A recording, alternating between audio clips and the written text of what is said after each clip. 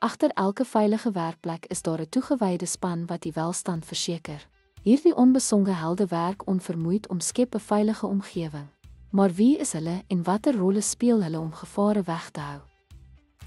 Gesondheids- en veiligheidsverteenwoordigers inspekteer die werkplek gereeld, rapporteer onveilige toestande aan die werkgewer, neem deel aan ondersoeke na ongelukke of klagtes, verteenwoordig werknemers se gesondheids- en veiligheidsbelange.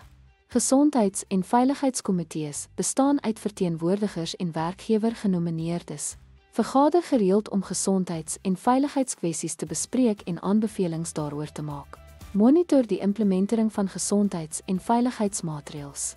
Inspekteurs, aangestel deur die Departement van Werk en Arbeid, voer inspeksies van werkplekke uit, reik voldoeningsbevele uit of verbied werk waar nodig, vervolg nie nakoming van oogvereistes. Ten slotte speel gesondheids- en veiligheidsverteenwoordigers, komitees en inspekteurs 'n kritieke rol om proaktiewe gesondheids- en veiligheidsbestuur in werkplekke te verseker. Dankie dat u by ons aangesluit het.